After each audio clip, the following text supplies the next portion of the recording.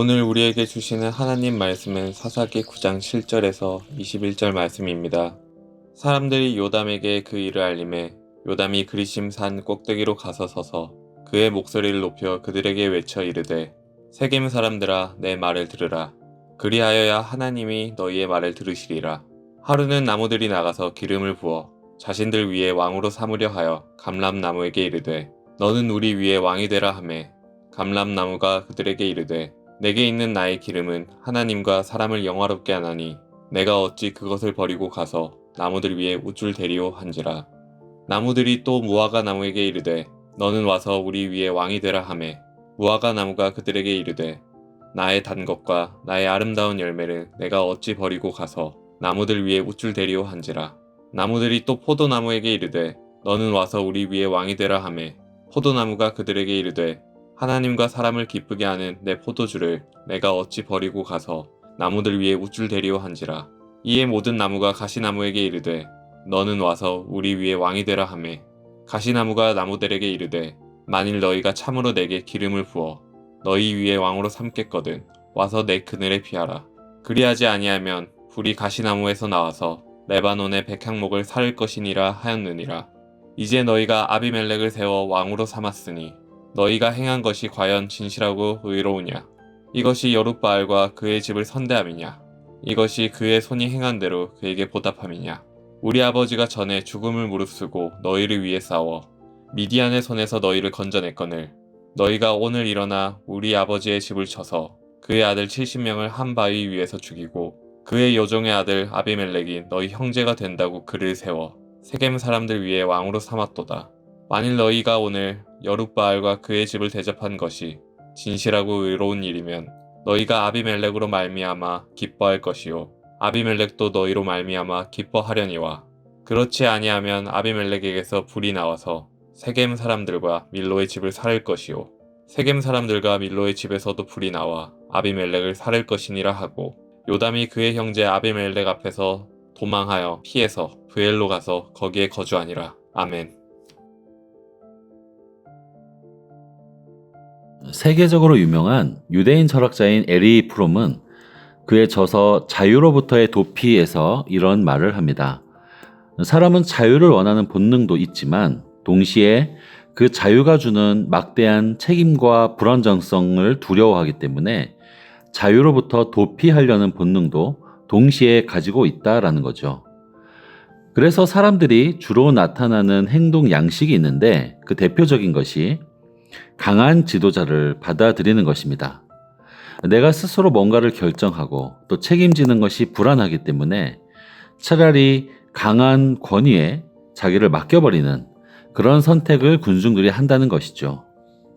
실제로 이 책은 유대인인 프롬이 왜 사람들이 히틀러를 자발적으로 지지했을까 그것에 대해서 연구한 책입니다.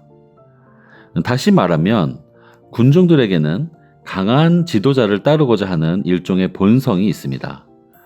그래서 역사적으로 그런 군중 심리를 이용해서 지도자의 자리를 차지해 왔던 수많은 독재자나 폭군들이 있어 왔죠. 그리고 그런 폭군들의 뒤에는 그를 이용해서 자기들의 욕망을 채우는 군중들이 항상 있습니다. 오늘 본문은 어제 본문과 이어집니다. 어제 본문 기억하시죠? 기드온의 아들인 아비멜렉이 자기의 이복 형제 70명을 학살하고 왕의 자리에 앉았습니다. 너무나 끔찍한 일이죠. 그런데 그 살육의 현장에서 한 사람, 기드온의 막내 아들 요담이 살아남았습니다. 하나님의 은혜입니다. 오늘은 그 요담이 아비멜렉을 비판하며 또 그를 지지하는 군중들을 동시에 비판하며 일깨우는 장면입니다. 구사일생으로 살아난 그 기드온의 막내 아들 요담은 그리심산 꼭대기로 올라갑니다. 이 그리심산은 역사가 있는 산입니다. 이전에 이스라엘의 지도자 모세가 이렇게 명령했죠. 그리심산의 6지파, 반대편 에발산의 6지파를 보내서 축복과 저주를 선포할 때 아멘으로 화답하라 이렇게 한 적이 있습니다. 즉 오늘 요담이 올라간 그 산은 그리심산은 민족을 향한 축복의 산이라고 할 수 있습니다. 그 축복의 산 위에 지금 요담이 올랐습니다. 그리심산에 올랐다는 것은 지금 모든 사람이 한눈에 볼 수 있도록 이목이 집중되는 곳에 서 있다는 뜻입니다. 요담은 지금 목숨 걸고 올랐습니다. 실제로 바로 얼마 전에 자기 형제 70명이 실제로 죽었고 이 요담도 동시에 타겟이죠. 그러니까 너무나 위험한 상황이죠. 그런데 요담은 그 위에서 한 가지 우화를 말합니다. 이 우화의 내용은 이렇습니다. 어느 날 숲속의 나무들이 자기를 다스릴 왕을 세우기로 뜻을 모으죠. 그래서 마땅히 왕의 자격이 있는 그런 사람들, 그런 나무들에게 찾아가서 제안합니다. 첫 번째는 감람나무, 즉 올리브 나무입니다. 이 감람나무는 삶의 온갖 자리에 없어서는 안 될 귀한 감람유를 공급하는 나무죠.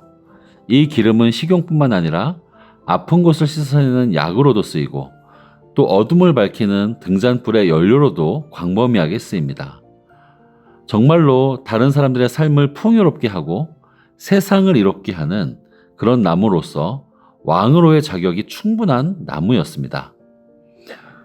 두 번째는 무화과 나무죠. 무화과는 광야 같은 땅에서 지친 이들에게 달콤하고 소화 잘 되는 양식, 그 생명의 열매를 제공하는 나무입니다. 세 번째는 포도나무죠. 이 포도나무가 맺는 열매는 하나님과 사람의 마음을 기쁘게 하고 공동체의 절기와 기쁨의 자리에 결코 빠질 수 없는 그런 활력을 제공하는 포도주의 원료입니다. 이 세 나무는 모두 각자의 자리에서 하나님과 사람을 이롭게 하는 그런 존재의 이유와 유용한 열매들을 가지고 있는 나무들이죠. 그러나 이 세 나무가 하나같이 거절합니다. 내가 어떻게 나의 기름과 열매와 포도주를 버리고 이 나무들 위해서 우쭐대겠습니까? 이런 겸손한 태도로 거절하죠. 이 세 나무의 공통점은 하나같이 하나님이 자기에게 주신 그 본분, 그 사명에 충실했다는 것입니다. 세상이 아무리 화려한 제안을 하고 또 지위를 약속해도 하나님이 주신 본분과 사명이 더 중요하다는 공통점이 있습니다.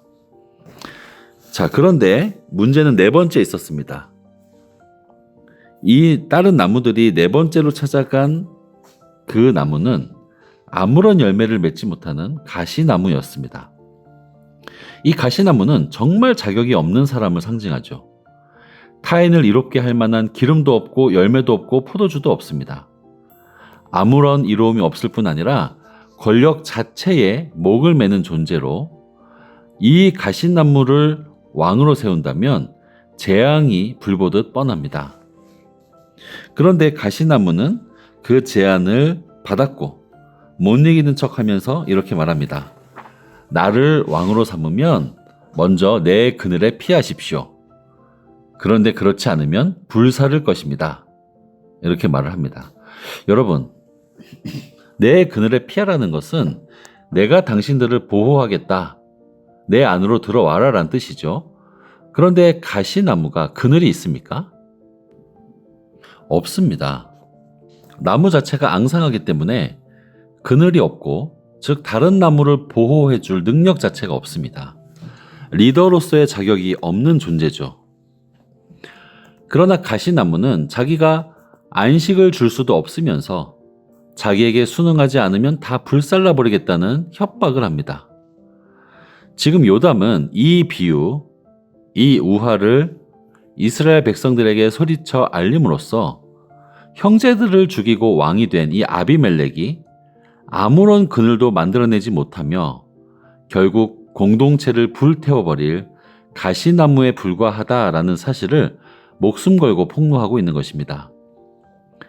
그리고 세겜 사람들, 그 무책임하게 그 자유와 불안으로부터 도피하기 위해서 자기를 지켜줄 강력한 리더라고 착각하며 아비멜렉의 그늘 아래 들어갔습니다.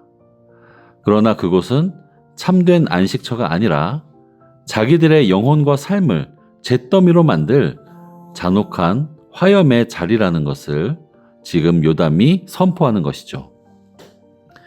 사랑하는 성도 여러분, 우리도 비슷합니다. 제가 초반에 에리 프롬의 예를 들었던 것처럼 우리 역시 스스로 불안과 공허를 메우기 위해 가시나무와 같은 거짓 그늘 아래로 피하고 있을 수 있습니다. 나를 보호해줄 강한 지도자를 찾고 또 내가 속한 그 조직과 모임이 전혀 의로운 방향으로 가지 않는다 할지라도 내가 거기서 벗어나면 따돌림 당하고 또 불이익을 얻을 거기 때문에 그냥 세상의 법칙에 순응하며 살기를 택합니다. 그러면 나도 불타고 타인도 불사르게 되는데 그냥 그렇게 살아갑니다. 그러나 성도 여러분, 우리는 달라야 합니다. 우리에게는 하나님이 직접 내려주신 전혀 다른 형태의 참된 리더가 있기 때문입니다. 바로 예수 그리스도이시죠. 그분은 세상을 지배하기 위해서 가시나무처럼 남을 위협하고 불태우는 왕이 아닙니다.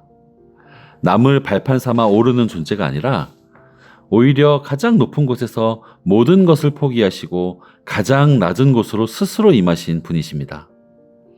스스로 가시나무가 되는 다른 리더와는 달리 친히 세상의 모든 죄악을 담아서 가시면류관을 머리에 쓰신 진정한 왕이십니다.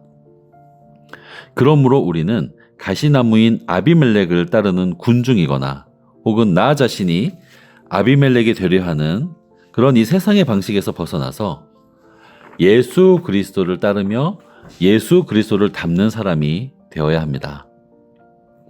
가시나무는 그늘이라는 평안을 줄 수 없지만 나의 모든 것을 담아내 주신 우리 예수 그리스도의 십자가는 모든 환난을 막아주시는 참된 그늘이 됩니다.